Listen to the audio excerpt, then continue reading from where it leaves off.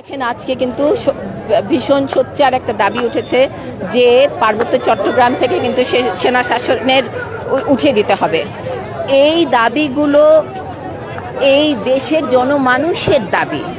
তো সেনাবাহিনী এবং বিশেষ করে যদি ধরেন আয়নাঘরের কথা আমরা যদি বলি, আয়নাঘরের ক্ষেত্রে তো তালিকা দিতে হবে যে কারা কারা আয়নাঘরে তাদেরকে রাখা হয়েছে। শুধু অল্প কয়েকজন, হাতে গোনা কয়েকজনকে কিন্তু ছেড়ে দেওয়া হয়েছে। মায়ের ডাক তো আলটিমেটাম দিয়েছে। তো সেই কারণে এই যে সাহসের জোয়ার, এবং মনে রাখতে হবে সাহস কিন্তু সংক্রামক।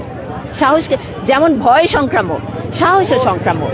এই সাহসের জোয়ারকে ধরে রেখে আমাদের আদায় করতেই হবে। আমি আশাবাদী কিনা বিষয়টা তা না, বিষয়টা হচ্ছে আমাদের সবার এবং আপনাদেরও সবার আমাদের রাজপথে থেকে এগুলো আদায় করে ছাড়তে হবে। তা না হলে এই যে এতজনকে মেরে ফেললো, এত কোটা শহীদ, এতজন, তাদের রক্ত, তাদের সাথে তো একভাবে বলতে গেলে গাদ্দারি করা হবে যদি আমরা এই দাবিগুলো আদায় না করে ছাড়ি। শুধুমাত্র সমতলের কথা বললে হবে না, অবশ্যই পাহাড় এবং সমতলের কথা বলতে হবে। শুধুমাত্র ওর কথা বলবো, শুধুমাত্র ধর্ম শিক্ষিত নারীর কথা বলবো, শুধুমাত্র ডাক্তারদের, তা তো না, সকল নারীর জন্য।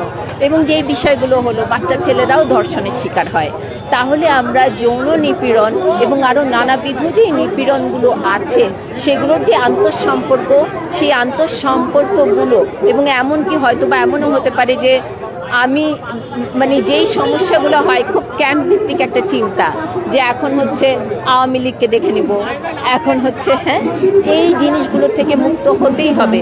যদি অথবা আমি এমনও শুনি যে ধরেন বলছে যে আমার ভাই আওয়ামী লীগ করতো, তার ব্যবসা, তার বাড়িঘর পুড়িয়ে দেওয়া হয়েছে। আমার কথা হচ্ছে যে যদি আওয়ামী লীগ, আমার যেরকম গোষ্ঠীতে অনেকেই আছেন আওয়ামী লীগ করতেন, অপরাধ করে থাকলে অবশ্যই বিচার হতে হবে। তা না হলে তো ফ্যাসিবাদ আবার গেড়ে বসবে। এবং আমার ভাই বা আমার সমস্যাটা তো এইটাই ছিল। আমরা যদি দেখি যে পিতা কন্যা এই শাসনগুলো, আমরা তো ডাইনাস্টি পলিটিক্স চাই না, সেটা আওয়ামী লীগের ক্ষেত্রে হোক, বিএনপির ক্ষেত্রে হোক, আমরা চাই না। মেধার ভিত্তিতে এবং যোগ্যতার ভিত্তিতে এবং সৎ সাহসের ভিত্তিতে সেইটা